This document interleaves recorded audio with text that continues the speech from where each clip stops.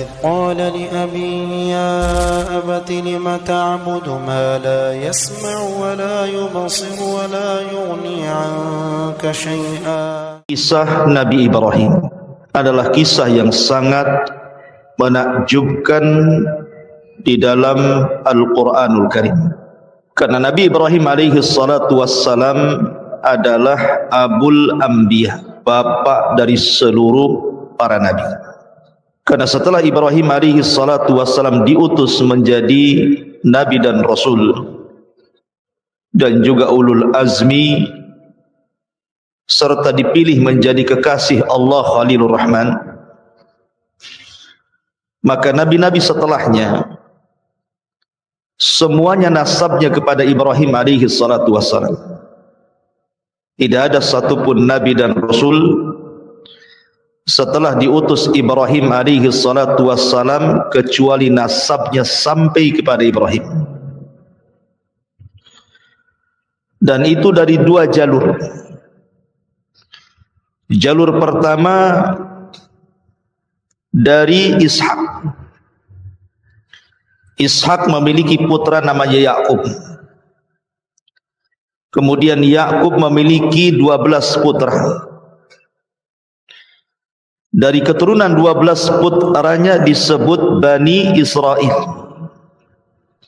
Dan nabi-nabi Bani Israel itu bukan 1-2, ribuan. Makanya ketika Abi Dzar Al-Ghifari bertanya kepada Rasul tentang jumlah para nabi dan rasul, maka Nabi SAW menjawab bahwa jumlah nabi itu 124.000 nabi. Dalam riwayat 120.000 nabi. Dan jumlah rasul itu 315 rasul. Tetapi yang dikenal namanya dalam Al-Quran hanya 25 nabi dan rasul. Bukan berarti yang tidak kita kenal bukan nabi atau bukan rasul. Lah ribuan para nabi itu adalah turunan Nabi Allah Yakub, dan Yakub sendiri namanya Israel. Maka turunan Yakub disebut Bani Israel.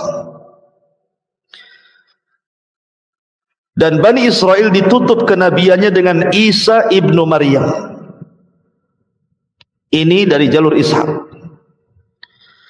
Kemudian di sana ada jalur yang kedua dari jalur Ismail. Tidak ada satupun turunan Ismail yang jadi nabi kecuali satu, Nabi kita Muhammad sallallahu alaihi wasallam. Makanya Ibrahim itu disebut Abul Anbiya, bapaknya para nabi. Al-Quran menyebut nama Ibrahim itu sebanyak 69 kali. Disebutkan di dalam surah Al-Baqarah 127, 125, 130, 132, 133, 135, 136. Kemudian disebutkan dalam surah Al-Imran 95, 97. Kemudian juga di Al-Baqarah juga 257, 258, 360. Kemudian dalam surah An-Najm ayat 37, An-Nisa 54. Kemudian juga Al-Ankabut 31, Al-Imran 65, As-Saffat 104, 109, kemudian surah Hud 69, Sad 45, Hud 74, dan begitu seterusnya. Intinya sebutan Ibrahim dalam Al-Quran itu sekitar 69 di semua ayat-ayat dalam Al-Quran tersebar. Menariknya adalah Ibrahim ini adalah nabi yang dicintai semua agama. Orang Yahudi mengakui Ibrahim itu nabi mereka. Orang Nasrani mengakui Ibrahim itu nabi mereka. Bahkan orang musyrik sekalipun mengakui bahwa Ibrahim adalah orang mulia mereka, termasuk orang Islam. Bahkan saking cintanya kita kepada Ibrahim, selalu kita sandingkan dengan Rasul dalam setiap tasyahud. Kalau antum salat, ada namanya salawat Ibrahimiyah. Allahumma salli ala Muhammad wa ala ali Muhammad kama sallaita ala Ibrahim wa ala ali Ibrahim. Tapi apakah pengklaiman itu benar? Al-Quran membantah. Maka Ibrahim Yahudiyan wala Nasraniyan walakin kana hanifan muslima wa ma kana minal musyrikin. Ibrahim bukan seorang Yahudi, Ibrahim bukan Nasrani, tapi Ibrahim adalah orang yang lurus akidahnya dan dia seorang muslim dan bukan orang-orang musyrik. Jadi Ibrahim itu muslim. Tidak benar pengklaiman orang-orang Yahudi bahwa Ibrahim itu adalah Nabi Yahudi. Tidak juga orang Nasrani mengklaim bahwa Ibrahim adalah Nabi Nasrani. Karena Ibrahim bukan Yahudi, Ibrahim bukan Nasrani, Ibrahim juga bukan musyrik, tapi Ibrahim itu hanifan muslimah. Dia seorang muslim. Makanya Allah memerintahkan kita untuk mengikuti agama Ibrahim. Fattabi millata Ibrahim. Ikutilah agama Ibrahim. Karena itu adalah agama yang dibawa Nabi sallallahu alaihi wasallam. Dia adalah Abu Tauhid, bapaknya yang menegakkan tauhid. Ma'asyiral muslimin yang dimuliakan Allah Subhanahu wa taala. Kalimat Ibrahim, apa sih makna Ibrahim itu? Karena Ibrahim itu bukan bahasa Arab. Ibrahim itu bahasa Ibrani. Ada yang mengatakan Ibrahim itu artinya Abul Umam, bapaknya umat ini. Ada yang mengatakan Ibrahim itu Abu Rahim, bapaknya Ar-Rahim, yang memiliki kelembutan. Karena dia orang yang pertama menjamu tamu dalam sejarah. Ada juga yang mengatakan makna Ibrahim itu artinya Abu Ar-Rafi, Bapa yang maha tinggi. Kita mengenal Ibrahim memang tidak ada dalam Al-Quran atau Sunnah Nabi sallallahu alaihi wasallam sejarah Ibrahim itu, kapan waktunya, bagaimana beliau besarnya, itu tidak dijelaskan. Tapi kita akan coba merunut Al-Quranul Karim dengan berusaha untuk mengambil petikan-petikan tafsir.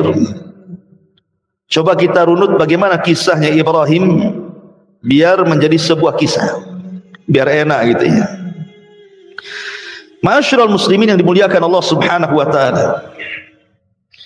Ibrahim ini memiliki ayah dalam Al-Qur'an namanya Azar. Sebagaimana disebutkan dalam surah Al-An'am, wa idz qala Ibrahimu li abihi Azar. Ketika Ibrahim berkata kepada ayahnya Azar. Quran menyebutnya bahwa ayah Ibrahim itu namanya Azar. Tapi dalam Taurat, nama Ibrahim, bapa Ibrahim itu namanya Tarah. Berbeda kalau Quran mengatakan Azar, kalau orang-orang Yahudi menyebutnya Tarah. Dan ada juga yang berusaha untuk menggabung bahwa nama ayahnya Azar, laqabnya Tarah. Tapi yang jelas kita ini punya kitab sendiri Al-Quran, maka kita memilih pendapat yang ada dalam Al-Quran. Nama Ibrahim itu adalah Azar. Azar sendiri punya 3 putra.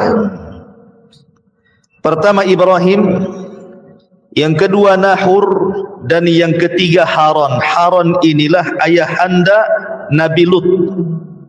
Jadi Lut itu keponakan Ibrahim. Adapun istrinya Sarah bintu Haran, sama-sama Lut bin Haran, Sarah bintu Haran. Tentu Haran di sini berbeda. Kalau Lut itu putra daripada Haran yang merupakan saudara kandung Ibrahim, berarti jatuhnya keponakan Lut itu. Tapi kalau Sarah itu, dia adalah saudara Azar, bapaknya itu saudara Azar, berarti Ibrahim dengan Sarah itu sepupu. Jadi pahami ya? Jadi Sarah istri Ibrahim itu sepupunya Ibrahim. Kalau Nabi Lut keponakannya Ibrahim. Lah Nabi Allah Ibrahim alaihi salatu wassalam dibesarkan, bahkan dilahirkan di Irak, di Babil. Dan Babil saat itu dipimpin oleh seorang raja zalim namanya Namrud. Al-Imam Mujahid beliau mengatakan bahwa di dunia ini ada 4 raja yang pernah menguasai hampir sebagian dunia. Ingat, ini raja dunia ya, bukan seperti Firaun raja Mesir saja, bukan. Kalau Firaun itu bukan raja dunia, dia Mesir saja. Jadi 4 raja ini hampir menguasai dunia. 2 mukmin, 2 kafir. Adapun yang mukmin kata Imam Mujahid, pertama adalah Nabi Allah Sulaiman. Kekuasaannya hampir menyeluruh dunia. Kemudian yang kedua Dzulqarnain yang disebut dalam surah Al-Kahfi. Ini mukmin. Yang 2 kafir. Siapa yang kafir? Yang pertama Namrud, yang nanti kita akan kisahkan juga. Kemudian yang kedua Bukhtun Nasr, yang pernah membumi hanguskan Palestina dan membantai orang-orang Yahudi di zaman itu. Lah Ibrahim ini hidup di zaman Namrud. Dan kalau antum mendengar kisah Namrud, dialah manusia yang pertama kali bekerja sama dengan syaitan, dengan iblis. Dan dia yang membunuh bapaknya. Jadi bapaknya dibunuh oleh Namrud karena kerjasama dengan iblis untuk mengambil kekuasaannya. Jadilah Namrud raja dunia dan tidak pernah dikalahkan. Karena dalam riwayat Ismailiyat itu, Israiliyat, Namrud ini orang yang pertama kali mempelajari sihir kepada iblis. Walaupun ini perselisihan panjang para ulama, karena Al-Quran menyebutnya ada kisah Harut Marut. Tentu panjang lagi kisahnya dan banyak perselisihan ulama di sini. Ma'asyiral muslimin yang dimuliakan Allah Subhanahu wa taala. La Ibrahim dilahirkan di Babil, di Irak. Dan kala itu kaumnya adalah para penyembah berhala. Di antara mereka ada yang menyembah matahari. Di antara mereka ada yang menyembah bulan. Di antara mereka ada yang menyembah bintang-bintang. Di antara mereka ada yang menyembah patung-patung dan berhala. Bahkan di antara mereka ada yang menyembah Namrud, menyembah Raja Namrud. Jadi memang Ibrahim dilahirkan di tengah-tengah kesyirikan. Ya, dan itu tantangan Ibrahim. Akan tetapi ma'asyiral muslimin yang dimuliakan Allah Subhanahu wa taala, Nabi Allah Ibrahim ini walaupun dia terlahir di tengah-tengah umat yang berbagai macam sesembahannya, tapi Allah memberikan fitrah kepada Nabi, kepada Nabinya Ibrahim dari kecil tidak pernah menyembah berhala. Padahal bapaknya pembuat berhala, penjual berhala, penyembah berhala. Tapi Ibrahim tidak pernah sama sekali menyembah berhala. Sama dengan Nabi tidak pernah menyembah berhala, supaya tidak ada cacat.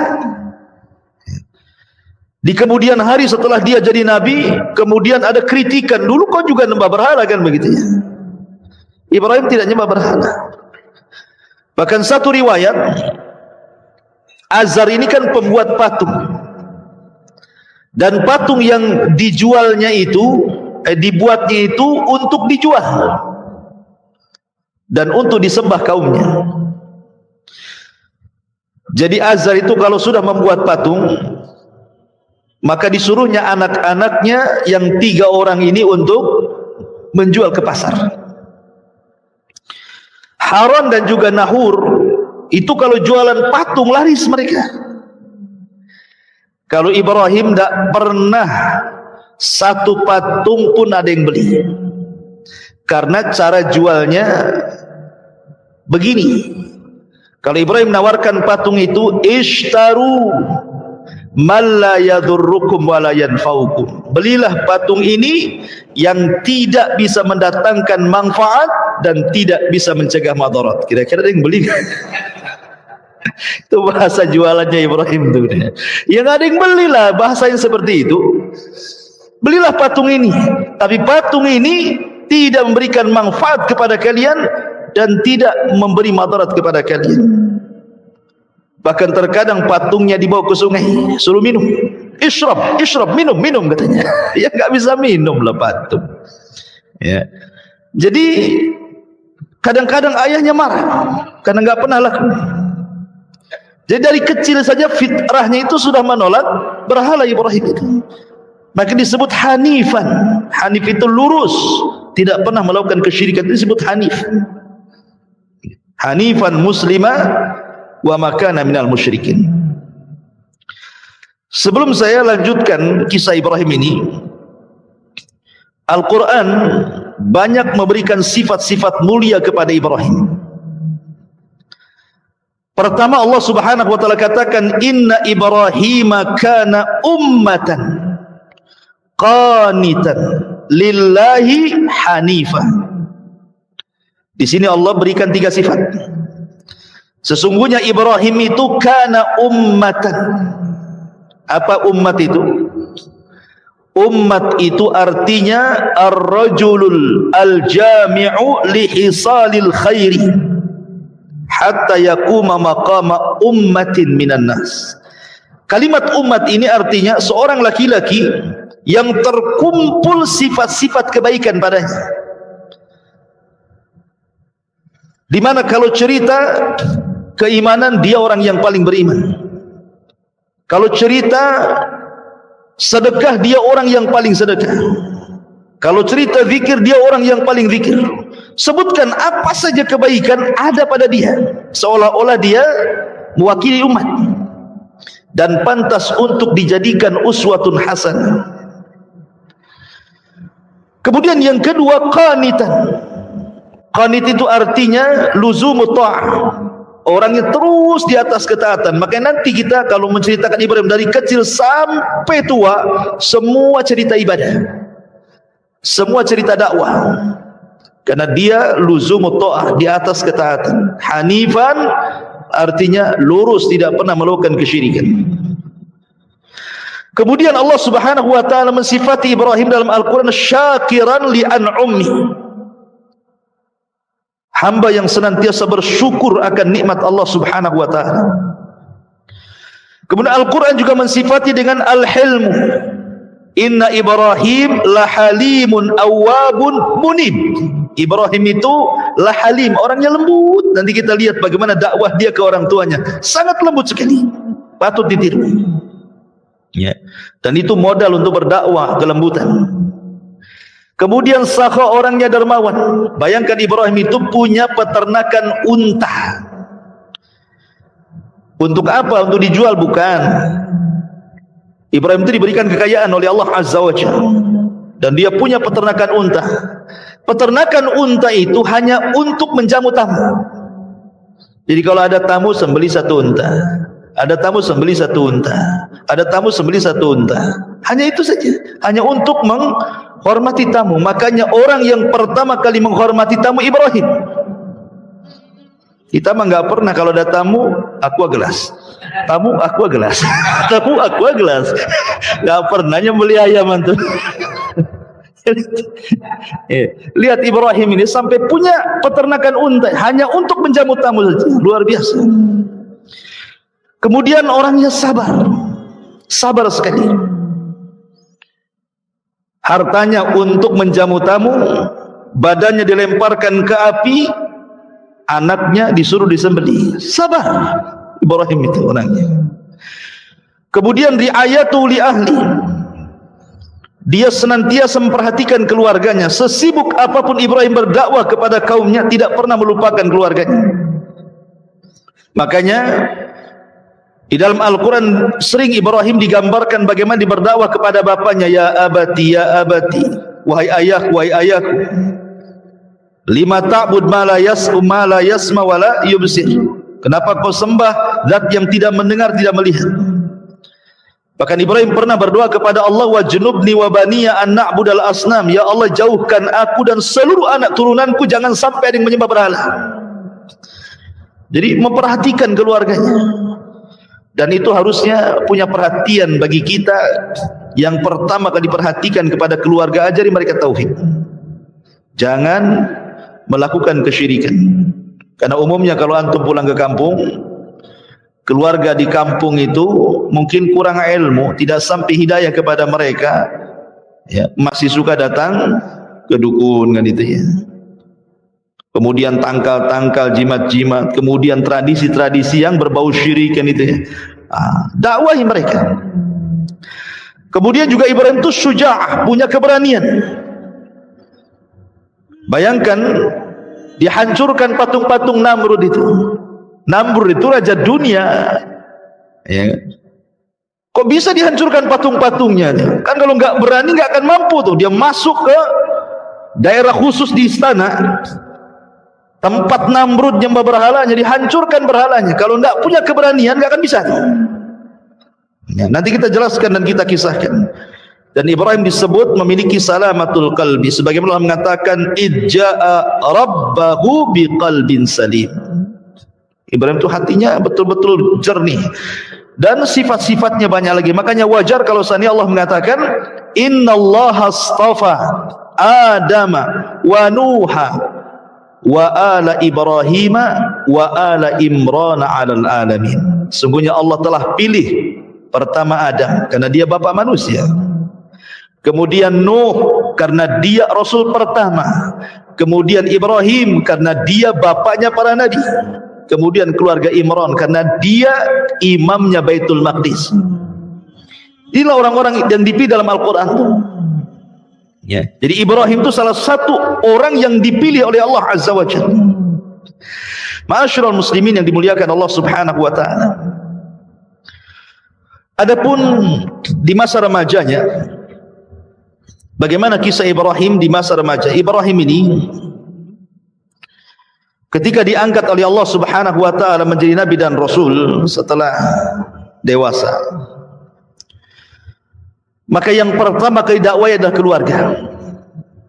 Dan itu disebutkan dalam surah Maryam ayat 41 sampai 48, detail di situ.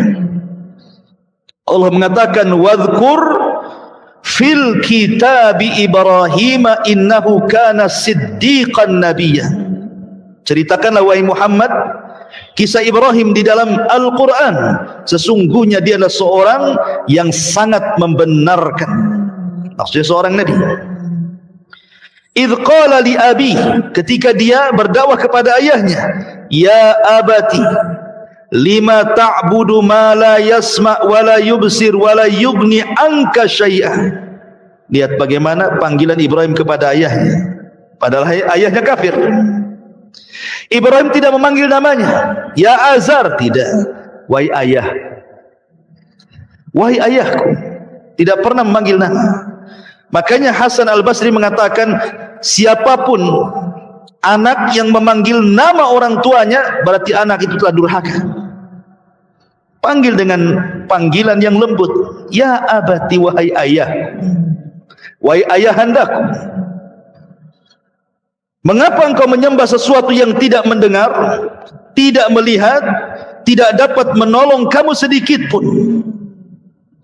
Ya abati, inni qad ja'ani minal ilmi ma lam ya'tik fattabi'ni ahdika siratan sawiyah. Wahai ayahku, sesungguhnya telah sampai kepadaku sebagian ilmu yang tidak diberikan kepadamu, ikuti aku, niscaya aku akan menunjukkan kepadamu jalan yang lurus. Ya abati, la ta'budi syaitan, inna syaitana kana lirrahmani isiya. Wahai ayahku, jangan kau sembah syaitan. Maksudnya apa? Kau nyembah syaitan? Maksudnya jangan mengikuti syaitan gitu, yang menjerumuskan orang kepada kesyirikan. Karena setan itu adalah makhluk yang durhaka kepada Allah. Ya abati, teruslah di kalimatnya, wahai ayahandaku, wahai ayahandaku. Tapi lihat ayahnya kepada Ibrahim. Dia mengatakan, ya Ibrahim, qala aragibun anta an alihati ya Ibrahim. Lihat, ayahnya tidak mengatakan apa? Wahai anakku. Tidak. Ya. Dia mengatakan, wahai Ibrahim, bencikah kau kepada Tuhan-Tuhanku? Azar tidak mengatakan, wahai anakku, bencikah kau kepada Tuhan-Tuhanku? Tidak. Tapi menyebut namanya. Menunjukkan orang kafir itu keras hatinya, tidak punya kelembutan. Orang kafir itu keras hatinya. Makanya tidak menyebut wahai anakku kan itu. Harusnya kan Ibrahim sudah, bagaimana dia lembutnya kepada ayahnya kan, wahai ayahku. Ayahnya tidak mengatakan wahai anakku, tidak. Hei Ibrahim. Berarti ini sudah kasar ayahnya. Tapi Ibrahim tetap lembut. Ya. Bahkan ketika ayahnya mengatakan, la illam tantahi la arjumannaka wahjurni maliya. Kata bapaknya, hai Ibrahim, kalau seandainya kau tidak berhenti dari dakwahmu, pasti engkau akan kurajam. Kemudian aku akan tinggalkan dirimu, pergi kau selama-lamanya. Diusir, bahkan diancam raja. Tapi Ibrahim tetap lembut kepada ayahnya. Qala salamun alayka sa'astaghfiru laka rabbi innahu kana bi khafiyya.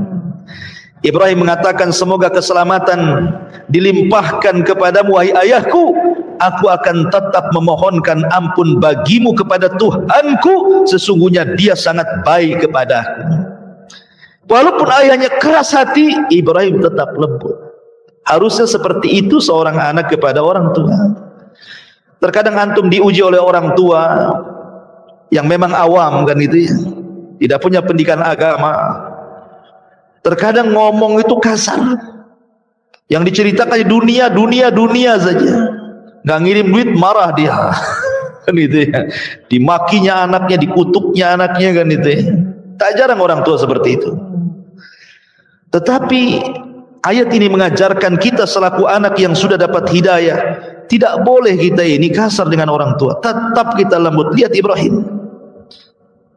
Ayahnya mengatakan ya Ibrahim, dia tetap mengatakan wahai ayah. Ayahnya mengusir dia, tetap dia mengatakan semoga Allah berikan keselamatan bagi. Bahkan disebutkan dalam sebuah hadis yang dikeluarkan Imam Bukhari, ketika Ibrahim alaihi salatu wassalam pada hari kiamat mendapatkan ayahnya penuh dengan debu rambutnya dan menjadi penuh neraka, maka Ibrahim alaihi salatu wassalam mendatangi ayahnya dan mengatakan, alam aqul laka la ta'sini, bukankah sudah kukatakan wahai ayahku di dunia, jangan bermaksiat kepadaku, ikuti aku. Dan itu ya. Tapi ayahnya mengatakan, fal yaum la a'sik, hari ini aku tidak mungkin bermaksiat kepadamu, aku akan mengikuti apapun yang kau ajak wahai Ibrahim. Tetapi kemudian Ibrahim berdoa kepada Allah, ya Rabb, innaka wa'adtani alla tuhzini yauma yub'atsun. Ya Rabb, bukankah kau sudah berjanji kepadaku tidak akan membuat sedih sampai hari dibangkitkan. Tolonglah ayahku, jangan masuk neraka.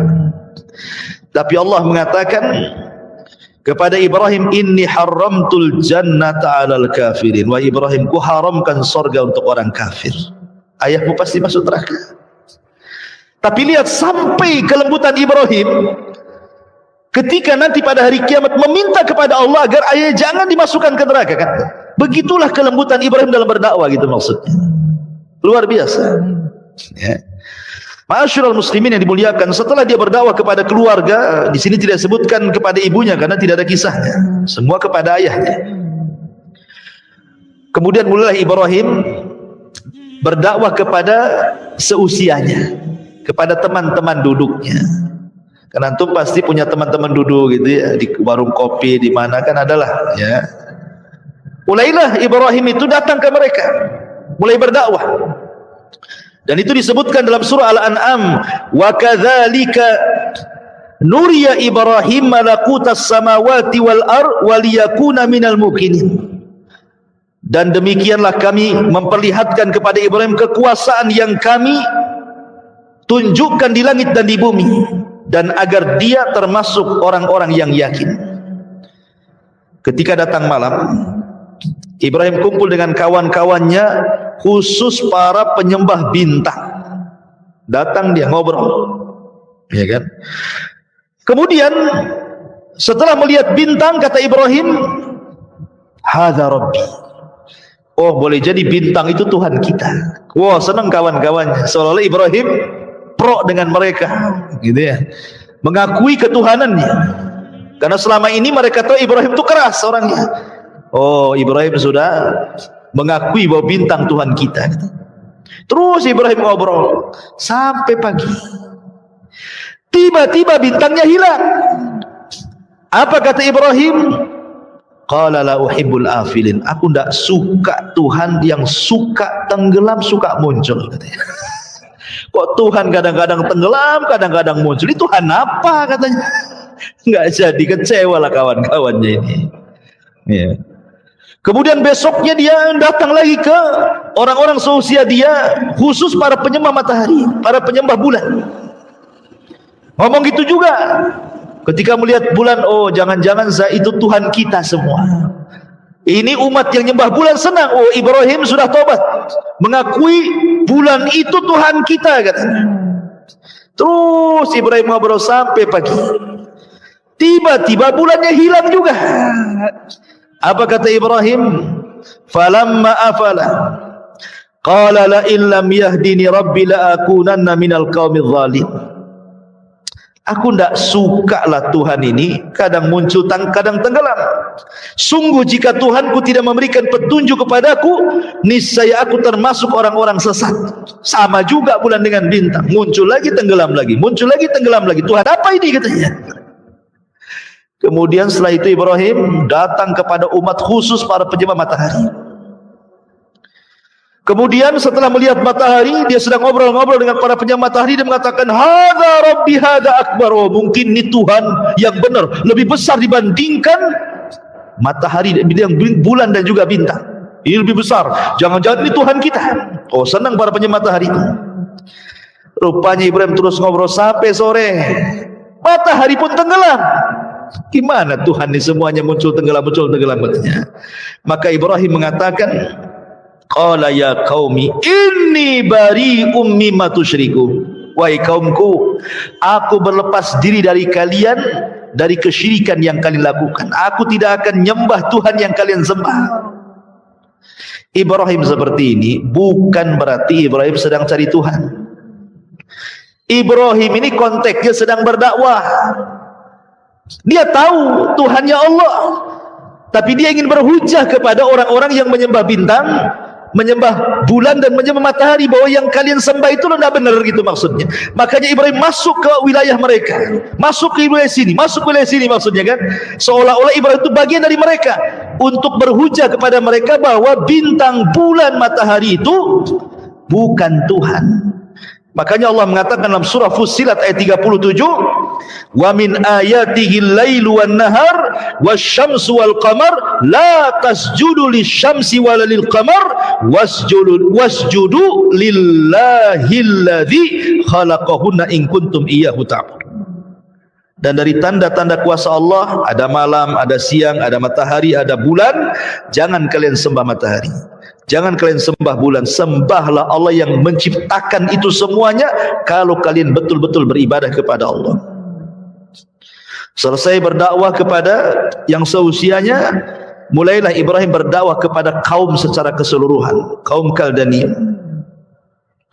Allah Subhanahu wa taala berfirman dalam surah Al-Ankabut 16 sampai 18. Wa Ibrahim idh qala liqaumihi u'budullaha wattaquh dzalikum khairul lakum in kuntum ta'lamun innama ta'buduna min dunillah awthanan wa takhluquna ifkan innal ladzina ta'buduna min dunillah la yamlikuna lakum rizqan fabtaghu indallahi rizqan wa'buduhu washkuru lahu ilaihi turja'un wa in tukadzibu faqad kadzdzaba umamum min qablikum wa ma 'alar rasuli illal balagul mubin.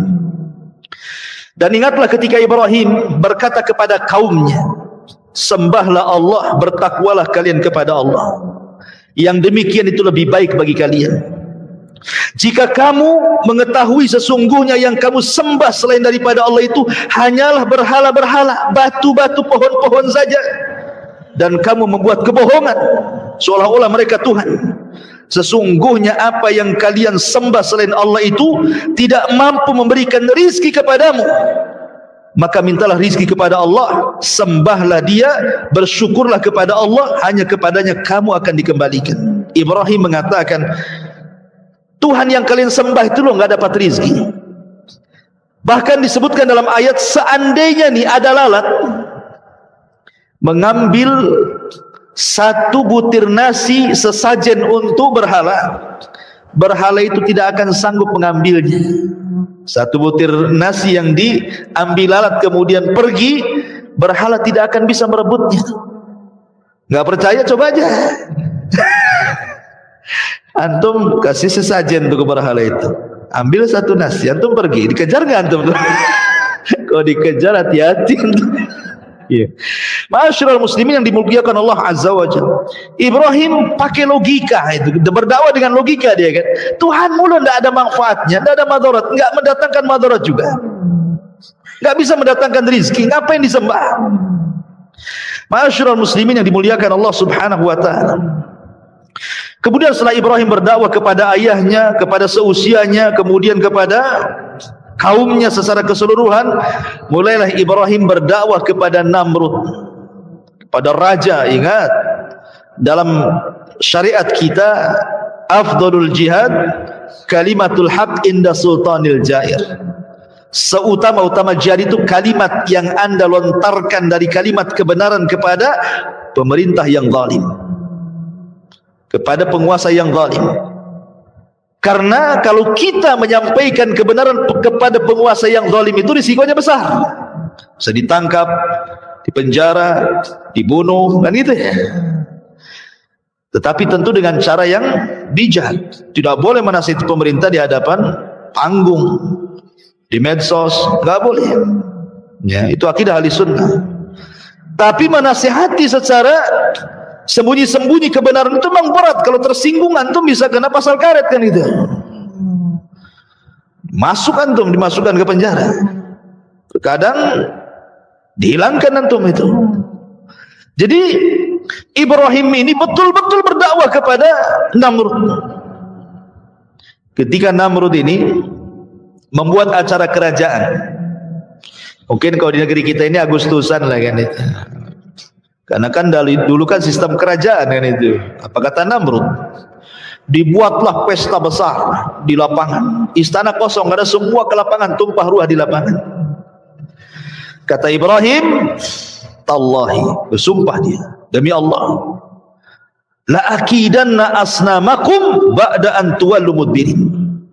Sungguh aku akan melakukan tipu daya terhadap berhala-berhala kalian setelah kalian pergi meninggalkannya. Jadi ketika istana kosong, betul-betul kemudian ditinggalkan oleh pengurus-pengurus kerajaan dan juga Namrud, kan tumpah ruah di lapangan, Ibrahim masuklah ke dalam istana. Padahal sebelumnya Ibrahim ini pura-pura sakit, bapaknya ngajak Ibrahim, ayo ada acara tuh. Apa kata Ibrahim? Saya sedang sakit pak, katanya. Inni maridtu, saya sedang sakit. Padahal Ibrahim sehat. Ini dusta pertama Ibrahim. Ibrahim itu pernah berdusta 3 kali. Sebab itulah dia tidak bisa berikan syafaat. karena dusta 3 kali ini. Tapi dusta bukan dusta kayak kita. Kalau dusta kayak kita beda gitu, antum jualan, itu antum dusta di situ. Ini dustanya untuk dakwah. Maka kata ayahnya, ayo pergi, kata Ibrahim, dah aku lagi sakit. Akhirnya pergi, tahu-tahu sembuh kan itu ya. Masuklah dia ke dalam istana. Faja'alahum judzadan illa kabiran lahum. Maka Ibrahim menghancurkan semua berhala dalam ruangan itu kecuali satu patung yang besar, dibiarkan tidak dihancurkan. Kemudian palunya diletakkan di lehernya. Ibrahim keluar. Ya, zaman itu kan nggak ada CCTV masalahnya, kan nggak tahu siapa yang melakukan, ya kan? Namrud ketika selesai ulang tahun, masuk dia ke ruangan tempat berhalanya, kaget tidak kepalang, bagaimana semua berhalanya hancur kecuali satu. Kata Namrud, siapa yang melakukan ini? Maka diutuslah pasukan-pasukan mata-mata untuk mencari siapa pelaku. Allah takdirkan, ketahuan pula. Kemudian dikatakan oleh mereka, sami'na fatan yadhkuruhum yuqalu lahu Ibrahim. Wahai raja, kami mendengar ada rupanya anak muda. Fatan, lihat bahasanya, anak muda. Ada anak muda yang melakukan ini terhadap Tuhan-Tuhan kita, namanya Ibrahim. Kata Namrud, tangkap Ibrahim itu. Maunya apa anak itu? Ditangkaplah Ibrahim, diinterogasi. Apa interogasinya? A anta fa'alta bi alihatina ya Ibrahim. Hei Ibrahim, kau ya yang melakukan ini semua. Kata Ibrahim, kejahatan itu kalau harus dibuktikan kan harus ada 2 alat bukti. Ini dia kalau di negara kita ya. Mana buktinya? Baik saksi atau tertulis katanya. Tak ada. Justru alat buktinya bukan ada pada saya. Kemudian menunjuk kepada patung. Sebenarnya yang melakukan bukan saya, itu loh yang melakukan. Lihat jarinya 1, 2, 3, 4 ngarah sama dia, jempolnya ngarah sama patung. Itu loh. Ini namanya tauriah. Ya. Jadi Ibrahim mengatakan no, yang sana no, gitu maksudnya ya. Padahal ini jari nunjuk ke dia kan, tapi jempolnya nunjuk. Kenapa demikian tauriahnya? Karena kalau antum pegang palu, kalau antum pegang palu pakai jempol saja tidak akan kuat, ya kan? Tapi kalau antum pegang palu dengan 4 jari pasti kuat. Itu kan, paham ya? Sebenarnya yang melakukan itu ini loh, jari-jari 4 ini ya. Tapi jempolnya ditunjukkan ke patung, gitu maksudnya. Itulah patungnya. Buktinya, alat buktinya ada di situ. Tuh palunya gantung di situ, gitu maksudnya. Sebenarnya Ibrahim itu bukan hendak menghancurkan patung. Buat apa dihancurkan coba? Bapaknya pembuat patung, nanti dibuat lagi, dihancurkan lagi, dibuat lagi, sampai kapan? Bukan itu maksud Ibrahim itu. Ibrahim itu ingin membuka otaknya Namrud dan orang-orang yang menyembah berhala. Kalau hanya sekedar menghancurkan patung, besok dibuat lagi, dihancurkan, dibuat lagi, sampai kapan kan itu? Bukan itu tujuan Ibrahim, bukan. Ibrahim itu ingin membuka akal mereka bahwa itu bukan sesembahan yang hak yang kalian sembah. Makanya lihat, perhatikan. Kemudian mereka mengatakan, ketika mereka mengatakan, farajau ila anfusihim faqalu annakum antum zalimun summa nukisu ala ru'usihim laqad alimta ma haula'i yantikun. Lihat bahasa mereka. Maka mereka kembali kepada diri-diri mereka. Ketika Ibrahim menunjuk bahwa yang melakukan itu patung yang besar itu, maka mereka kembali kepada diri mereka sendiri, mulai sadar. Lalu mereka berkata kepada sesama mereka, sesungguhnya kamulah yang mendolimi diri-diri sendiri. Kemudian mereka menuduhkan kepada menundukkan kepala, lalu berkata, hei Ibrahim, pasti kamu tahu bahwa berhala-berhala itu tidak mungkin bicara. Kamu ngomong yang salah itu yang besar sana, kata kaumnya. Ya enggak mungkin lah saya nanya dia gitu, maksudnya bahasanya. Masa saya nanya dia, kamu sudah tahu dia gak bisa bicara katanya. Itu kan sebenarnya dari situ bantahan bagaimana? Loh kalau sudah tidak bisa bicara ngapain disembah gitu maksudnya. Akhirnya qala Ibrahim mengatakan, afata'buduna min dunillahi ma la yanfa'ukum syai'an wa la yadurrukum. Uffil lakum walima ta'buduna min dunillahi afala ta'qilun, kata Ibrahim. Mengapa kamu menyembah sesuatu selain Allah yang tidak dapat memberi manfaat sedikit pun ataupun mendatangkan madarat? Celaka kalian, dan apa yang kalian sembah selain daripada Allah, mana akal kalian, kata Ibrahim. Ketika hujah mereka kalah, maka mereka tidak bisa berhujah kecuali dengan cara lain. Mereka tidak bisa berhujah lagi di hadapan Ibrahim. Ketika mereka tidak bisa hujah, apa kata mereka? Qalu harriquhu wansuru alihatakum in kuntum fa'ilin. Maka serentak orang-orang mengatakan, bakar saja Ibrahim itu, bantu Tuhan-Tuhan kalian, katanya, kalau kalian betul-betul membela Tuhan kalian, katanya. Akhirnya kemudian Ibrahim pun diadili dan diputus harus dibakar. Akhirnya semua manusia dikumpulkan dalam satu lapangan, dan Raja Namrud meminta semua pasukan mencari kayu bakar. Bahkan setiap satu rumah harus membawa kayu bakar. Bayangkan setiap rumah membawa kayu bakar. Setinggi apa tuh kayu bakarnya itu? Satu kota Batam setiap rumah bawa kayu bakar, taruh di Engku Putri sana itu. Enggak muat Engku Putri itu, kan itu ya. Dibakar sampai tinggi sekali tuh. Ibrahim belum dimasukkan supaya orang melihat, beginilah orang yang kurang ajar kepada Namrud bernasib sama dengan Ibrahim. Dibuatlah manjanik. Manjanik itu ketepel besar gini, gitu ya. Jadi boleh ketepel taruh sini, Ibrahimnya lempar gitu. Dibuatnya ketepel, taruh di sini Ibrahim, kemudian disaksikan oleh orang banyak, dilempar betul-betul ke dalam lautan api itu. Di tengah-tengah antara ketepel dan api itu datang malaikat. Malaikat menawarkan pertolongannya. Jibril, Mikail, semua, bahkan Mikail menawarkan hujan biar padam tuh api itu. Tapi Ibrahim alaihi salatu wassalam mengajarkan tawakal yang kuat dan mengatakan, amma ilaika fala wa amma ilallahi fabala, kata Ibrahim. Adapun saya harus meminta pertolongan kepada kalian, oh tidak.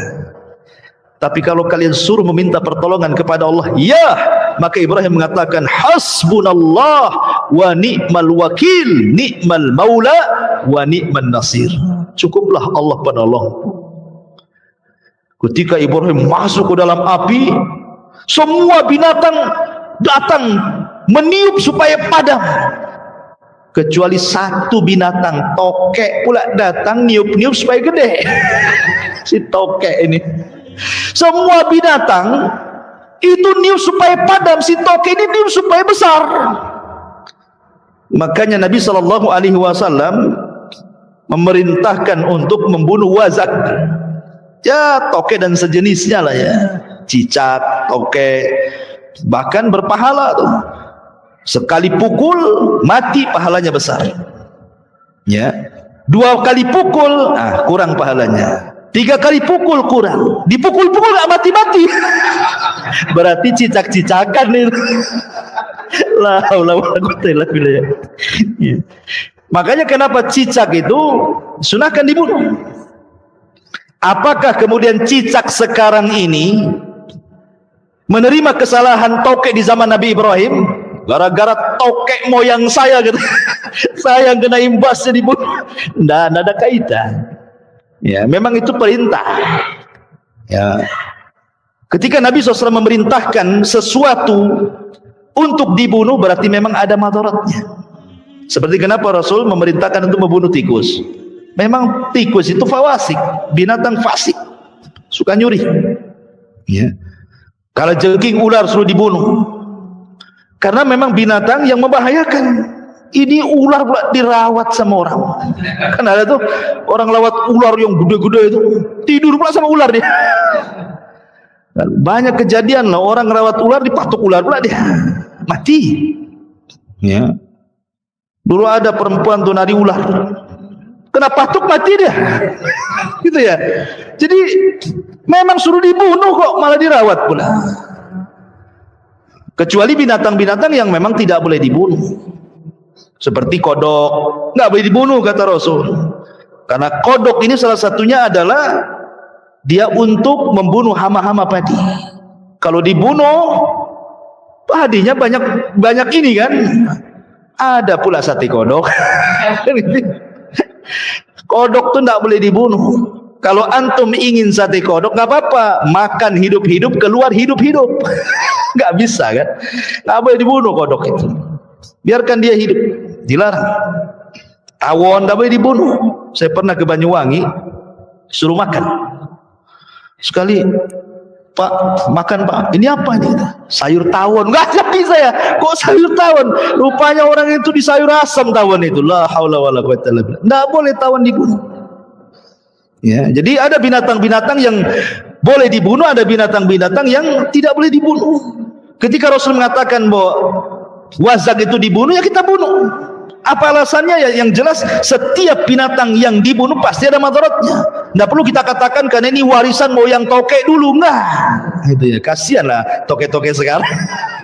Gara-gara moyang tokeknya saya pula yang kena imbasnya kan.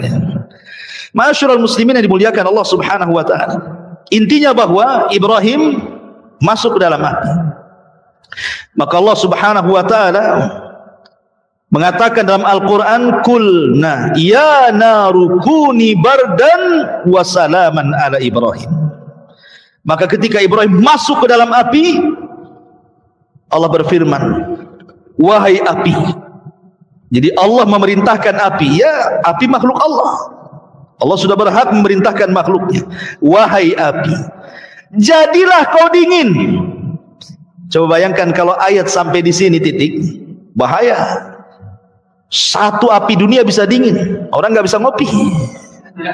Seandainya ayat ini sampai di sini saja, wahai api dingin kau, dingin semua. Ya, bukannya kalau kita ini ngerebus apa namanya, ngerebus air, bukan mendidih beku dia, kan gitu ya. Tapi ayat ini tidak sampai di sini. Ayat ini lanjut, bukan hanya bardan saja, wassalaman. Selamatkan. Sebab kalau hanya dingin, Ibrahim bisa mati kedinginan. Makanya Allah mengatakan wassalaman, dan juga selamatkan. Siapa? Ala Ibrahim. Berarti dinginnya api itu khusus untuk Ibrahim, bukan untuk yang lainnya. Berarti tetap panas api itu. Dan jangan pula antum baca ayat ini kemudian antum masukkan telunjuk ke kompor. Qul ya naru kuni bardan wa salaman. Terbakarlah antum.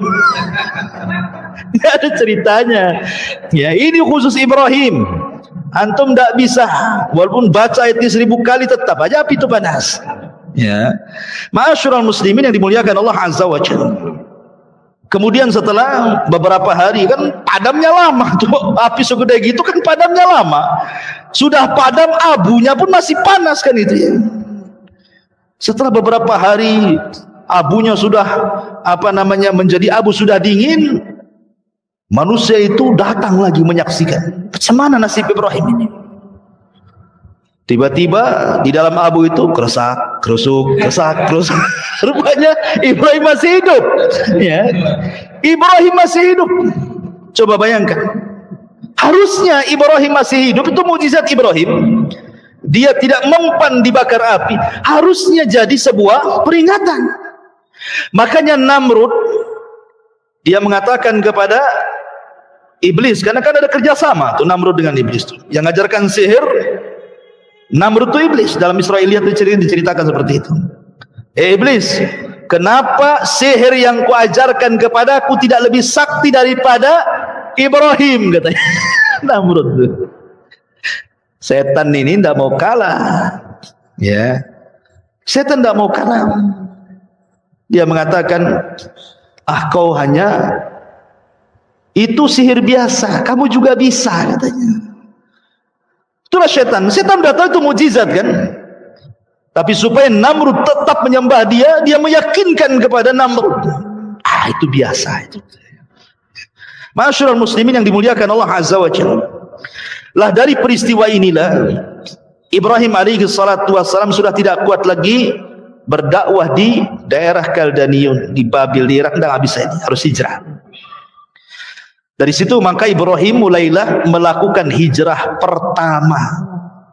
Tidak ada yang beriman di Irak kecuali 3 orang, istrinya Sarah dan Lut. Ya, istrinya dan Lut adalah keponakannya. Hanya bertiga, Ibrahim, istrinya dan keponakannya. Itulah yang beriman. Semua kufur. Kemudian Ibrahim akhirnya hijrah ke mana? Ke Palestina. Setelah sampai di Palestina, ada yang mengatakan bahwa Ibrahim ini kan belum diberikan rizki oleh Allah Azza wa Jalla, masih mengadu nasib di Palestina. Apalagi ketika itu terjadi jadab. Jadab itu paceklik yang berkepanjangan, sehingga Ibrahim tidak bisa bertahan lama di Palestina, harus hijrah lagi ke negeri lain. Lah hijrahlah Ibrahim ke Mesir. Rupanya di Mesir itu rajanya zalim, Fir'aun di zaman Nabi Ibrahim itu. Fir'aun itu kan istilah raja Mesir. Jadi raja Fir'aun di Mesir di zaman Ibrahim itu zalim. Salah satu sifat buruknya adalah Sarah ini sudah dikenal kecantikannya. Bahkan ada yang mengatakan bahwa separuh kecantikan Hawa itu diberikan kepada Sarah, sebagaimana separuh ketampanan Adam itu diberikan kepada Yusuf. Karena Adam itu tampan. Makanya kita tidak terima kalau teori Darwin itu kita asumsi. Karena Darwin mengatakan bahwa asal muasal manusia dari kera kan gitu. Kera cakep apa ganteng? Jelek lah kera pula. Enggak apa-apa Darwin saja yang jelek. Kita orang Islam turunan Adam. Adam tuh cakep, separuh kecakapannya diberikan kepada Yusuf saja. Wanita-wanita bisa ngiris-ngiris jari itu dengan pisaunya. Lah ketika kemudian Ibrahim sampai di Mesir, Ibrahim mengatakan karena raja ini tabiatnya jelek, dia kalau melihat istri orang cantik gak terima, pasti dibunuh suaminya, diambil istrinya. Ya. Makanya Ibrahim berbohong kedua kali. Tadi yang pertama berbohong di ibunya, di bapaknya, ngajak keluar bilang sakit. Yang kedua berbohong di raja, ketika mengatakan tuh patung itu yang nakal, aku ndak nakal katanya. Nah ini yang berbohong ketiga nih, ngomong sama istrinya, raja ini, kalau kau tahu kau istriku, kau akan ditangkap. Katakan kau saudariku. Tauriah juga maksudnya bukan saudari di sini, saudari beneran, maksudnya saudari seagama gitu maksudnya. Tapi katakan kau saudariku, dan jangan kau katakan aku suamimu. Katakan aku ini saudaramu. Tapi karena Sarah ini cantik memang, datanglah prajurit-prajurit raja ini, nggak peduli walau ngaku saudari-saudara, kalau cantik diambil. Kan itu ya. Diambil akhirnya Sarah ini. Dibawa ke istana. Ibrahim hanya bisa terdiam dan melakukan sholat. Nah, ini pentingnya. Kata Rasul, kalau ada masalah, sholat. Ibrahim lagi pusing dari istrinya diculik sama raja, sholat dia. Wasta'inu bis sabri was sholat. Kita pertolongan dengan sabar dan salat. Datangkanlah Sarah ke hadapan raja. Namanya orang cantik. Ya raja sudah tidak sabar lagi. Ketika raja ini hendak menjamah Siti Sarah ini, sebutkan dalam sebuah hadis bahwa Sarah berdoa kepada Allah Azza wa Jalla. Dalam doanya Sarah mengatakan, ya Allah, lindungi aku, tahanlah kezalimannya kepadaku. Tiba-tiba ketika raja hendak mendekati Sarah, kayak orang setruk, tak bisa digerakkan tangannya. Kemudian raja mengatakan, berdoalah kau kepada Allah agar tanganku tidak seperti ini. Akhirnya Sarah berdoa, dibalikin lagi tangannya, sehat lagi. Setelah sehat, mau lagi dia. Nah, itulah kadang-kadang maksiat kan. Ya, kadang-kadang kita, wah udah tobat nggak mau lagi. Balik lagi ke maksiat itu, kan itu ya. Itulah setan tuh. Ya. Mau jamah lagi, Sarah berdoa lagi, setruk lagi dia. Sampai 3 kali raja ini ketakutan. Dipanggilnya para prajurit yang nangkap Sarah ini. Apa kata raja? Hei sini kamu, kusuruh kalian bawa orang, kau bawa setan pula ke sini katanya. Ketakutan raja itu. Kusuruh kalian bawa orang, kalian bawa setan pula ke sini katanya. Karena ketakutan raja, suruh nyingkir Sarah ini. Sebagai imbalannya dikasihlah Hajar. Hajar itu anak raja. Perang kalah, jadi tawanan Raja Fir'aun ini. Maka kemudian kata sang raja, ambillah nih Hajar, bawa ke sana, bawa bersama, mau pergi sana.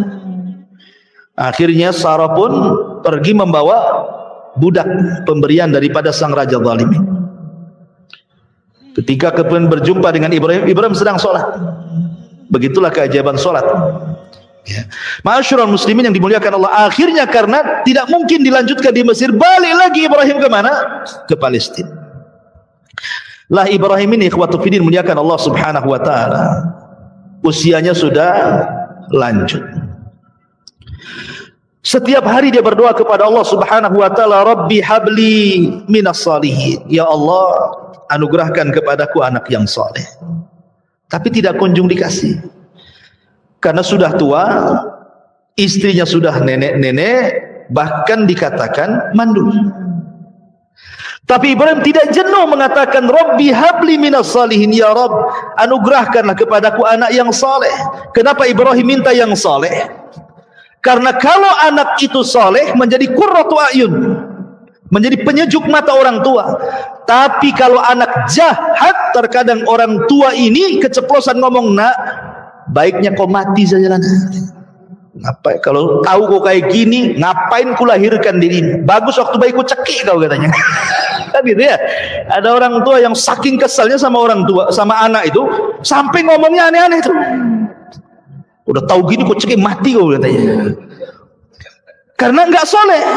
Sumpah hati orang tua. Makanya Ibrahim itu minta anak yang soleh. Kita juga sama.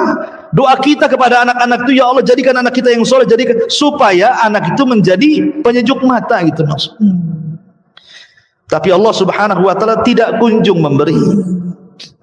Akhirnya kemudian Hajar ini, Sarah ini, cobalah mencari solusi.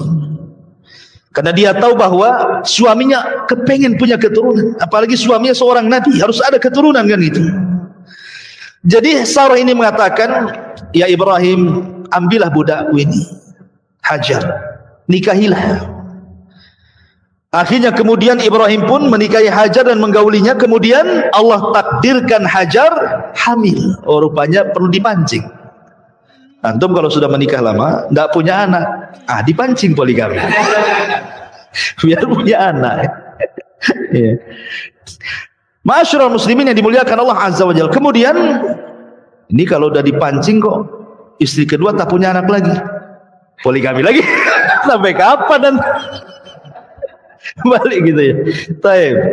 Akhirnya kemudian setelah punya anak nih Ismail, maka Ibrahim ini nampak namanya udah tua, tiba-tiba dikaruniai anak, kan luar biasa kecintaannya kepada Ismail. Namanya cinta kepada anak, tidak mungkin pula tidak cinta sama ibunya. Tentu ya cinta juga sama ibunya. Inilah yang membuat cemburu Sarah. Tetapi Allah Subhanahu wa taala apabila menghendaki sesuatu pasti menghidupkan sebabnya kan. Memang harus ada sebabnya. Hajar ini harus pindah dari situ. Kan tidak mungkin langsung, ayo Hajar kita berangkat ke Mekah, kan nggak gitu. Harus dibuat sebabnya dulu, skenarionya dulu kan. Jadi Sarah ini mulai cemburu karena Ibrahim ini selalu mendekati Ismail. Otomatis yang mendekati Ismail dekati ibunya juga lah kan gitu. Jadi terkadang Sarah itu mencari-cari Ibrahim ke sana kemari, nggak ada. Oh, pasti dia sama Sarah. Saking cemburunya akhirnya Dia memanggil Hajar, kemudian oleh Sarah Hajar itu bajunya diikat tali, kemudian ujung talinya diikat batu. Jadi kalau kemana-mana kan batu ini diseret-seret kan tahu tuh. Mungkin kalau bahasa sekarang ini dikasih GPS lah. Cuman kan pakai batu GPS. Jadi tahu nih, ini ada bekas jalan batu nih. Oh di situ kan, itu maksudnya. Saking cemburunya tuh. Begitulah orang dulu. Sama juga antum kok cemburu sama antum, hati-hati, handphone antum ada GPS-nya itu. Bang di mana bang? Batu Haji. Nagoya kata. Masalah ini. Masyarul muslimin yang dimuliakan Allah Azza wa Ta'ala. Kemudian akhirnya Allah Subhanahu wa taala merintahkan Ibrahim untuk memisah Hajar dan Sarah. Di sinilah mulai hikmah kenapa terjadi seperti ini. Kemudian Allah mengarahkan agar Ibrahim membawa Hajar dan juga Ismail bayi untuk pergi ke Mekah. Mekah itu bukan kayak sekarang mentereng, tidak. Mekah itu disebutkan dalam Al-Quran biwadin ghairi di zar'in inda baitikal muharram. Kau bawa Hajar ke sebuah lembah yang isinya hanya batu, padang pasir, tidak ada pohon, tidak ada tanaman, tidak ada makanan, tidak ada minuman, bahkan tidak ada orang. Jadi penghuninya cuma satu, dia ajalah Hajar itu sama bayinya Ismail. Dibawalah Ibrahim, bahkan dari Palestina ke Mekah ini jauh. Kalau zaman dulu naik unta itu 1 bulan perjalanan tuh. Dan di situ ada syarat. Ibrahim hanya meletakkan gitu saja, dan tidak boleh tinggal walaupun beberapa hari. Letak pulang. Saya bayangkan, diletakkan langsung pulang. Ketika pulang ada syarat lagi, tidak boleh nengok ke belakang, tidak boleh menjawab panggilan, pergi gitu saja. Coba perasaan Hajar digituin. Kalau wanita zaman sekarang, cerai aja bang lah, kan itu kan bahasa kita ya, apain gak ada perasaan nih suami nih katanya. Ya kan, kalau dibuat kayak gitu tuh, karena wanita-wanita di zaman sekarang ini, antum sudah kasih semuanya saja dibilang antum gak punya perasaan, ya kan? Antum sudah kasih rumah, bulanan antum kasih, jajan antum kasih, anak pun antum kasih. Salah sedikit dibilang apa? Memang abang gak punya perasaan. Itu ya kan, istrinya gak berakal itu. Ya. Jadi ketika betul-betul diletakkan di gurun itu, Ibrahim dan pergi. Ya Hajar naluri perempuan, dia memanggil suaminya. Ya Ibrahim, ilaina tadhhab. Ibrahim mau pergi kemana? Kau tinggalkan kami di sini. Tapi Ibrahim kan sudah dibilang sama Allah, jangan nengok ke belakang, jangan jawab pertanyaan, pergi saja dia. Seolah-olah anda agak punya salah kan gitu ya. Tapi itu perintah Allah. Hajar ini paham, yang namanya dia suami seorang Nabi, seorang Rasul, paham bahwa ini bukan kehendak suaminya. Dia tahu tabiat suaminya nggak kayak gitu. Pasti ini adalah perintah Allah ini. Ketika Hajar paham ini perintah Allah, apa kata Hajar? Kalau memang ini perintah Allah, idhhab ya Ibrahim falan yudayyi'unallah, kata dia. Pergi sana, aku yakin Allah tidak mungkin menyia-nyiakan aku di sini. Tawakalnya patut kita acungkan jempol. Tidak ada orang tawakal setawakal Hajar. Ditinggalkan di lembah, tidak ada orang, tidak ada tanaman, tidak ada tumbuhan, tidak ada makanan, tidak ada minuman. Antum saja safar ke Tanjung Pinang, hilang dompet, apa enggak stres antum? Udah kayak kiamat tuh kan, hilang tawakalnya. Baru dompet tuh yang hilang. Padahal dompetnya itu cuman isinya 200.000. Iya Ustaz, itu 200.000. ATM tuh ratusan ribu. Masyarul muslimin yang dimuliakan Allah Azza wa Jalla. Akhirnya Ibrahim pun pergi. Setelah Ibrahim jauh dan Sarah tidak bisa memandang dia lagi, baru Ibrahim berhenti. Baru Ibrahim menghadap Sarah dan anak yang ditinggalkan. Disitulah Ibrahim berdoa. Ya, sebutkan dalam surah Al-Imran, panjang itu doanya. Ya Allah, jadikanlah negeri ini penuh dengan berkah, rizki yang banyak, macam-macam keamanan banyak. Antum baca surah Al-Imran. Ya. Kemudian Ibrahim pergi ke Palestina. Ini Hajar ini dengan Ismail hanya bawa bekal cukup 2-3 hari saja, habis itu habis. Nggak ada makan lagi, nggak ada minuman lagi. Ketika sudah 2 atau 3 hari, Ismail ini menangis karena haus, namanya bayi. Dan seorang ibu yang menyusui pun harus dia minum, harus ada nutrisinya kan masuk, supaya air susunya keluar kan itu. Terpaksalah dia mencari air. Lari dia ke bukit Sofa. Ada bukit Sofa. Dilihatlah dari bukit Sofa ke bawah. Kan orang kalau cari air kan cari ketinggian. Ya kan? Naik ke atas bukit tengok ada air enggak? Oh, rupanya ada bayang-bayang Fata Morgana di arah Marwah. Akhirnya dia lari ke Marwah. Nengok lagi ke arah Sofa. Bolak-balik sampai 7 kali putaran. Makanya jadi syariat sa'i dalam umrah atau dalam haji. Ketika ke-7 kalinya dia mendengar Ismail menangis, khawatir, maka dia langsung mendekati. Rupanya Jibril sudah berdiri di kakinya Ismail. Kemudian Jibril menendangkan kaki kecil yang Ismail ini ke tanah. Ketika ditendangkan ke tanah, keluar air. Saking senangnya nih Hajar ini melihat ada air muncrat dari tanah, langsung dia membuat bendungan. Zam, zam, zam, zam. Nah, jadilah air itu Zam-zam. Zam-zam itu membendung artinya. Ambil tanah satu, ambil tanah satu, jadi bendungan. Zam, zam, zam, zam. Nah, jadi zam-zam lah sekarang. Ya. Sampai sekarang air itu jadi air Zam-zam. Ya. Ma'asyiral muslimin yang dimuliakan Allah Azza wa Jalla. Setelah kemudian ada air, kemudian bisa minum di situ, bayinya bisa minum, gak ada makanan, gak mungkin minum terus, harus makan juga orang. Karena sudah nampak air, datang burung. Ketika burung-burung datang ingin minum di situlah, itulah sebagai tanda bagi musafir. Ada suku Jurhum yang mereka kehabisan minuman, haus di tengah padang pasir, mencari air, nggak dapat. Rupanya dia lihat burung. Oh, di situ ada air. Kalau ada burung pasti ada air.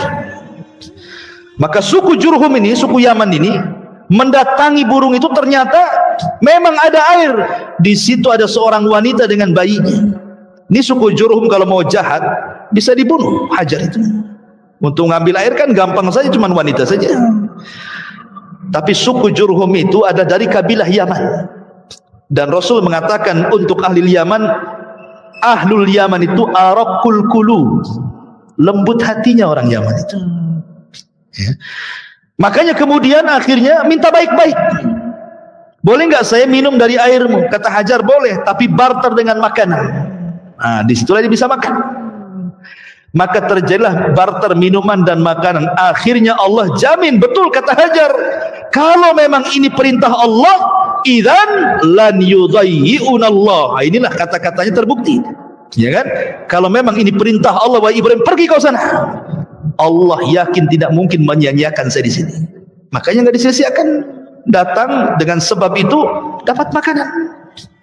Sehingga suku Jurhum itu akhirnya menjadi tempat singgah suku Jurhum di situ. Kalau dia safar ke sana kemari, singgahnya di situ. Lama-lama kemudian suku Jurhum ini meminta kepada Hajar, boleh nggak kami tinggal di sini? Berapalah satu kaplingnya. Akhirnya diizinkan tinggal 1 tenda, 2 tenda, 4 tenda, 7 tenda, 100 tenda. Jadilah kampung kabilah Jurhum di situ. Disinilah Ismail ketika mulai sudah bicara, maka dia belajar bahasa Arab kepada suku Jurhum, dan dia orang yang paling fasih dibandingkan Jurhum itu sendiri bahasa Arabnya. Makanya Ismail disebut musta'rib. Arab itu terbagi 3.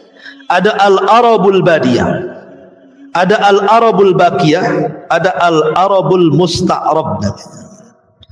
Arabul Badiyah sudah musnah, itu kaum Ad, hilang sudah di zaman Nabi Hud. Ya. Nabi Soleh, kaum Samud itu hilang semua itu, tidak ada turunannya. Kemudian Arabul Baqiyah itulah dari Qahtan. Dari Qahtan. Kemudian ada musta'rab. Musta'rab inilah orang Arab, orang bukan Arab tapi pasti berbahasa Arab. Itulah Ismail. Ya. Makanya Ismail bukan Nabi Arab. Nabi Arab itu cuma 4. 1 Hud, 2 Saleh, 3 Syuaib, 4 Nabi kita Muhammad sallallahu alaihi wasallam yang betul-betul lahir di Arab. Tapi Ismail kan lahirnya di Palestina. Dia orang Palestina dia. Ya kan, baru hijrah ke Mekah kan itu. Belajar bahasa Arab kepada suku Jurhum, akhirnya pandai bahasa Arab dan menikah dengan suku itu. Ya, dengan suku Jurhum, dan punya anak sampai turunnya kepada Rasulullah. Jadi Arab dulu itu yang menguasai Jurhum sebelum perang dengan suku lain namanya Khuza'ah. Suku Jurhum ini masih mengikuti agama Ibrahim dan Ismail, mentauhidkan Allah, karena Ismail berdakwah kepada mereka jadi muwahhidun, orang-orang yang bertauhid. Dijajahlah sama Khuza'ah, kalah Jurhum ini. Karena ditakut kalau seandainya Zamzam dikuasai mereka, ditimbun pula Zamzam sama suku Jurhum. Ketika mereka balik ke Yaman dikuasai Khuza'ah, maka Zamzam hilang. Baru diketemukan di zaman Abdul Muttalib. Dialah yang menemukan Zamzam yang dipendam Jurhum itu. Kita kembali ke kisah. Jadi setelah Ismail kemudian bergaul dengan suku Jurhum, kemudian juga sudah dewasa, Allah mengatakan dalam Al-Quran, falamma balagha ma'ahu sa'ya. Ketika Ibrahim usianya sudah sampai sa'ya. Sa'ya itu artinya sudah bisa diajak bicara. Dia mengatakan usianya sudah antara 10 sampai 15 tahun. Ya sudah remaja ya. Sudah bisa diajak bicara, dimintai bantuan, diajak diskusi. Kan itu usia-usia 10 tahun sampai 15 tahun kan sudah bisa lah orang tua berbicara itu, ngajak bicara itu. Ibrahim ini tidak pernah ketemu dengan Ismail sekian tahun. Sudah belasan tahun tidak pernah ketemu. Sehingga Ibrahim ingin melihat anaknya. Berangkatlah dari Palestina ke Mekah. Di malam hari sebelum keesokan harinya dia berjumpa dengan Ismail, mimpi pula Ibrahim ini. Dalam mimpinya dia menyembelih putranya Ismail, betul-betul disembelih. Ibrahim pun ketika terbangun dia termenung. Bagaimana tidak? Ini bala ujian berat, ikhwan, ya kan? Sudah lama tidak punya anak, akhirnya Allah berikan anak, kemudian anaknya sudah besar, tahu-tahu mau disembelih. Ini kan ujian besar kan gitu ya. Termenung Ibrahim, tapi karena memang mimpinya para nabi wahyu, mau tidak mau ini adalah perintah. Antum jangan samakan mimpi antum dengan mimpi Ibrahim. Jangan pula antum mimpi nyembelih anak, besoknya ambil pisau pula antum. Mimpi antum dari setan. Kalau mimpi nabi itu dari Allah. Jadi terpaksalah dia harus ngomong. Ketika besoknya ketemu Ismail, senang, namanya bapaknya dah lama gak ketemu, istrinya juga, suaminya gak ketemu, kan senang. Maka Ibrahim kemudian harus ngomong walaupun berat. Dibawanya Ismail ke tempat yang lain, dijauhkan dari ibunya. Kemudian ayahnya ngomong baik-baik. Dia mengatakan, qala ya bunai, inni ara fil manami anni azbahuka fanzur madza tara. Wahai anak, bapakmu semalam tidur bermimpi. Dalam mimpi bapakmu menyembelih dirimu. Fanzur madza tara. Bagaimana pendapat? Lihat, seorang bapak tidak boleh diktator sama anak.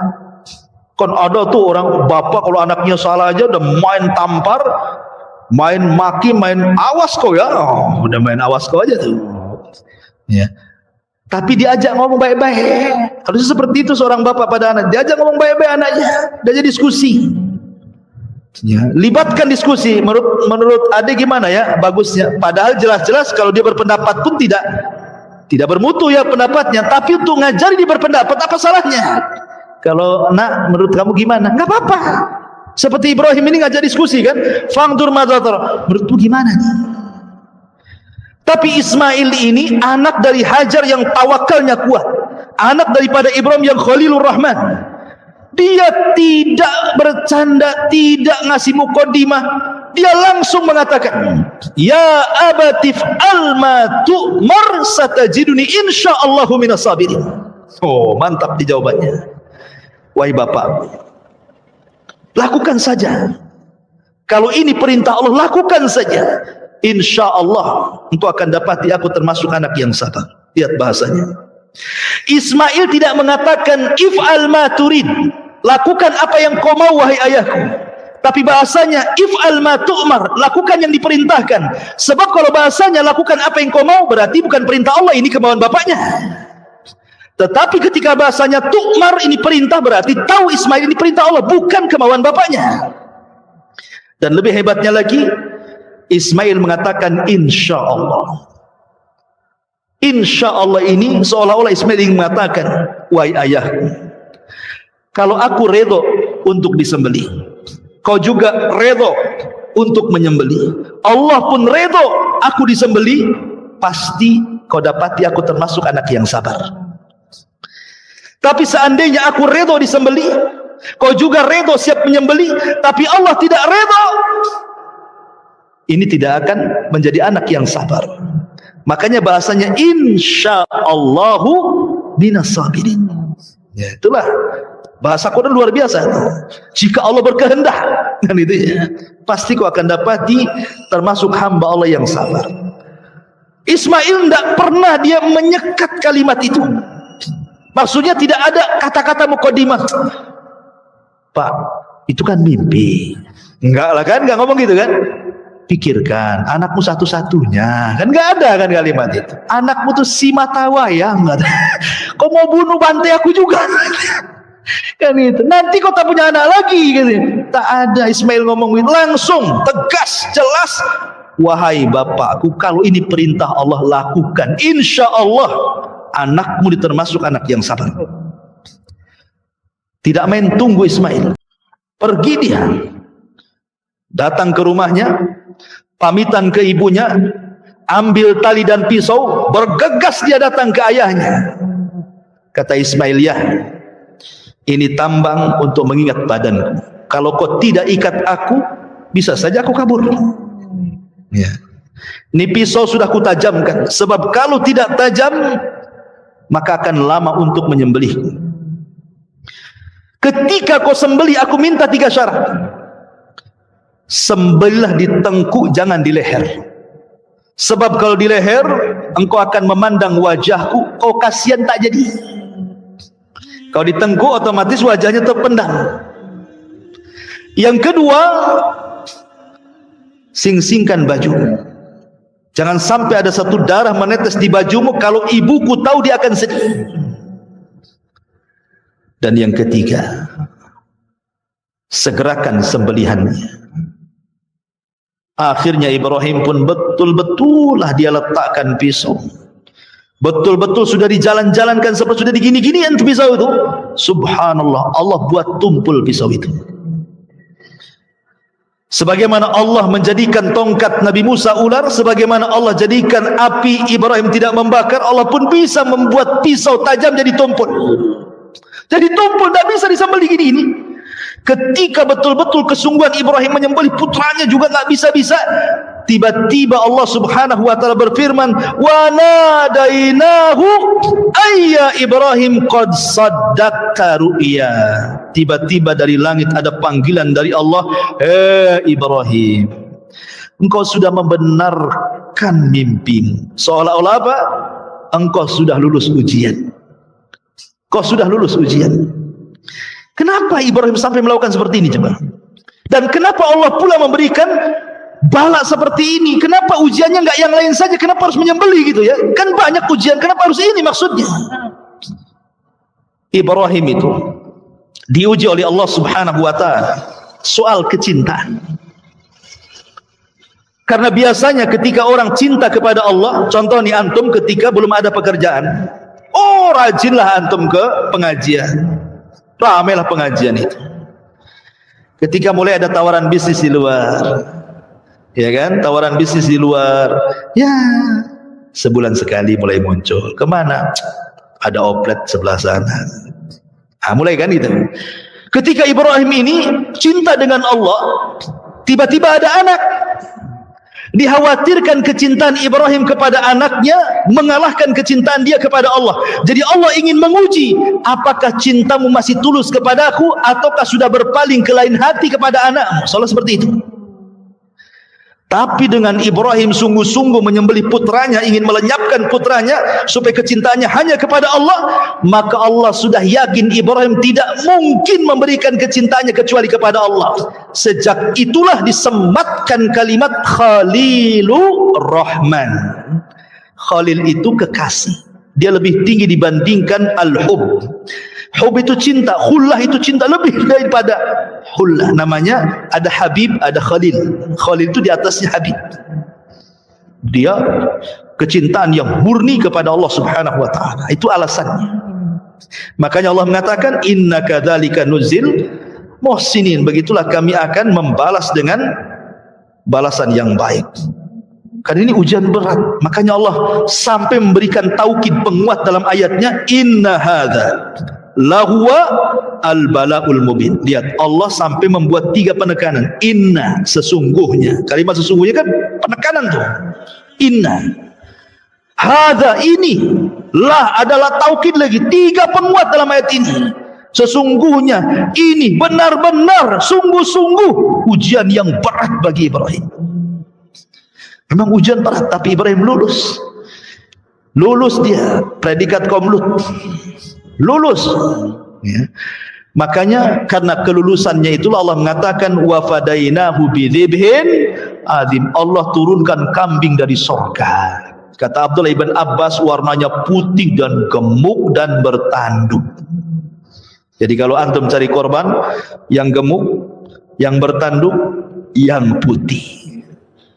Tapi kalau Rasul suka warnanya amlah, putih ada campuran hitam.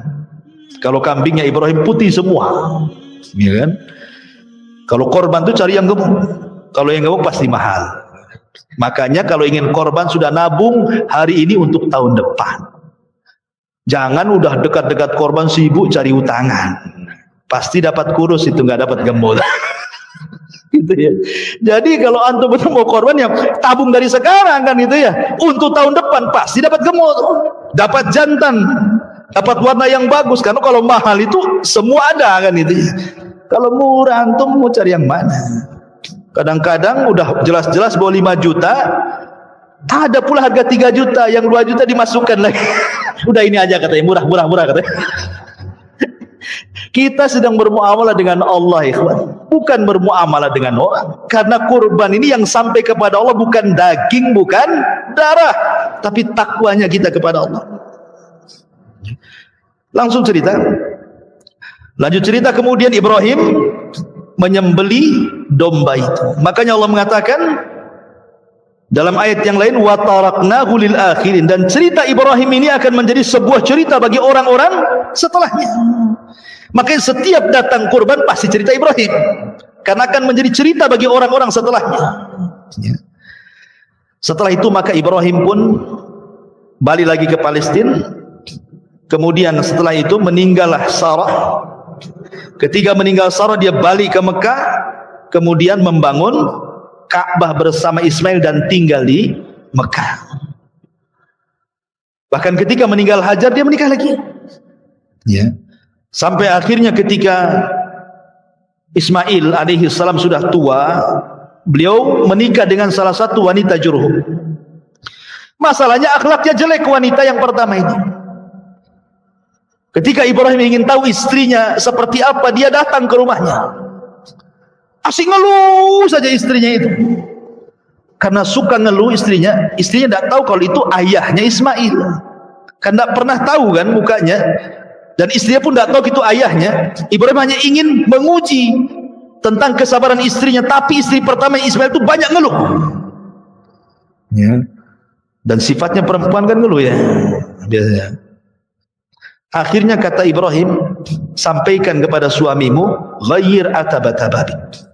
Ganti tangga yang menuju rumah depan. Itu saja. Pergi dia. Datang Ismail, cerita istrinya, bang, tadi ada orang tua begini. Tahu-tahu dia berwasiat kepadamu, ghayyir atabata babik.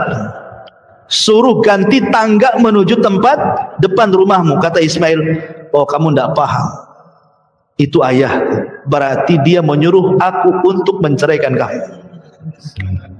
Ceraikan istri pertama. Ketika para pembesar Jurhum mengetahui bahwa Ismail ini menceraikan istrinya karena buruk akhlaknya, maka para pembesar itu kan banyak anak-anak perempuan ditawarkan.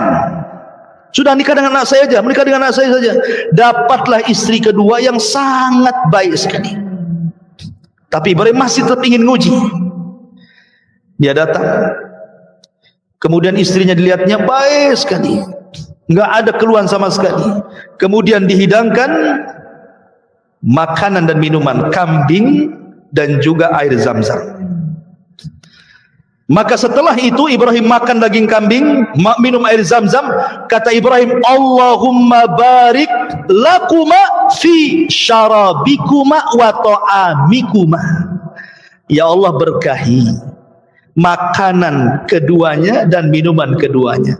Sejak Ibrahim mendoakan daging kambing dan juga air zam-zam, sejak itulah kambing dan zam-zam menjadi berkah sampai hari ini. Makanya orang Mekah walaupun makan kambing nggak akan kolesterol, nggak akan darah tinggi, nggak akan kumat asam uratnya, nggak akan. Ya, karena didoakan Ibrahim. Ya kan, kambingnya itu didoakan. Makanya dulu zaman Nabi kambing itu makanan pokok. Makanya sampai sekarang orang Arab itu makan kambing pagi, siang, sore, malam. Nggak kayak kita. Walaupun 1 bulan ya tetap aja kayak gitu. Coba antum beli kambing di Tamiang, pagi antum kambing, siang antum kambing, malam antum kambing, sebulan saja mungkin antum yang diantar ke Tamiang. Beli kambing di Tamiang, antum pula diantar ke Tamiang, ke kuburan Tamiang sana. Ini bahaya ya kawan. Ya. Jadi itulah bedanya kambing sana berkah. Lah Ibrahim mendoakan makanan yang ada di Mekah, Rasul mendoakan makanan yang ada di Madinah. Madinah dulu makanan pokoknya kurma. Maka Rasul mendoakan keberkahan 2 kali lipat makanan Madinah dibandingkan Mekah. Makanya kurma Madinah itu kurma yang luar biasa, disebut dengan ajwa. Semua kurma Madinah disebut ajwa, kan dapat doa Nabi. Siapa yang makan 7 butir ajwa di pagi hari nggak akan kena sihir, nggak kena racun sampai sore hari, kan begitu. Jadi sama-sama didoakan. Kalau makan Mekah didoakan Ibrahim, makanan Madinah didoakan Rasulullah.